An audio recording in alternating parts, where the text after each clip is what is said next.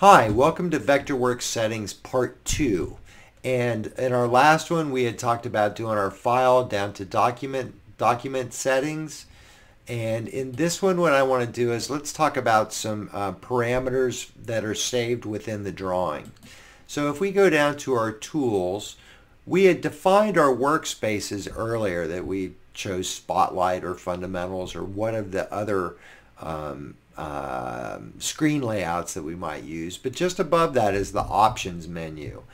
Options menu is something that you will probably interact with over time.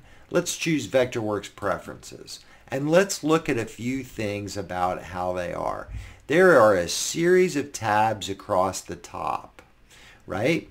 You can change how you interact with this program. You can use click and drag programming, offset, auto join.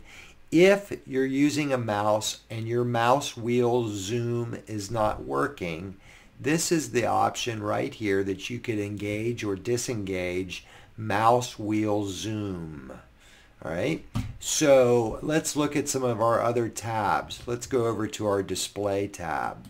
In our display tab, we can turn on or off the rulers that are on the sides of our drawing.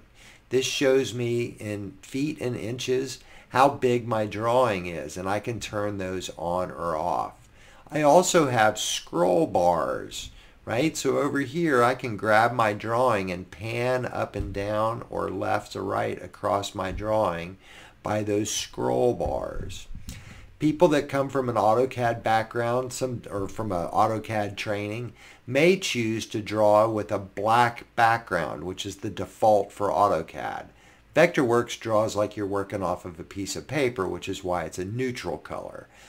Different people, different ideas, that's fine. I choose to work in the default, which is the white background, but if you want black background, you may, right? The rest of this, I'm not sure that you're going to need. This is rather sophisticated things that are going on here, so we don't need that. Let's go over and look at our session. If your program is making sounds, when you select things, it might go ding or bing, or when you save, or if you make an error or whatever. Personally, I turn the sounds off so that I can listen to music while I draft or talk radio or whatever, right? There is one thing here. We've talked about Control Z being able to undo things. This sets the maximum number of undos that you are allowed. Obviously, the program is storing what you're doing over time, and if you need to undo something, this is the maximum number of undos. Now, it does take memory. However, I will say it's handy.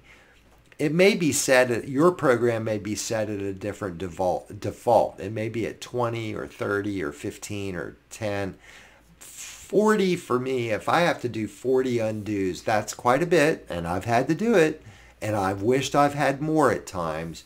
But 40 for me is a good balance of memory and resources that the computer is using versus what I need to be able to back up, right? So the rest of this should be fairly straightforward. Enable palette docking, obviously, right? So the rest of this you shouldn't need. The only thing you'll need in the sessions is going to be the maximum number of undos.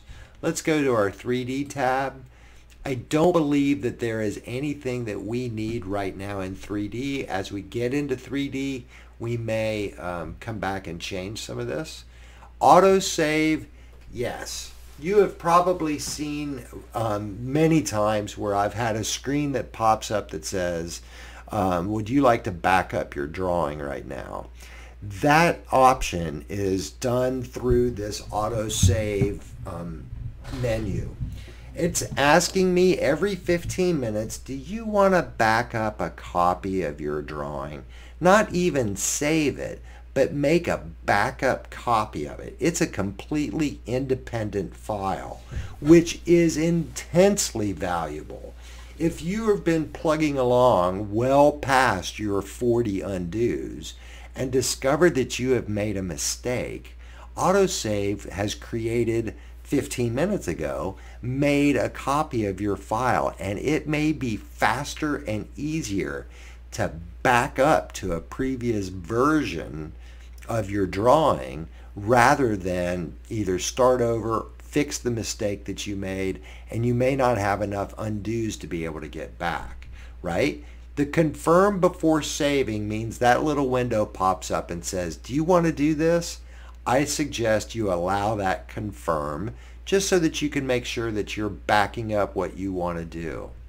You're going to auto-save by default to the same folder where your drawing is. Wherever your original drawing is, you'll have a folder that says Vectorworks Backup. Now, here's the options that you may want to change. Number one, you may want to change how often this happens, but 15 minutes is a good time frame.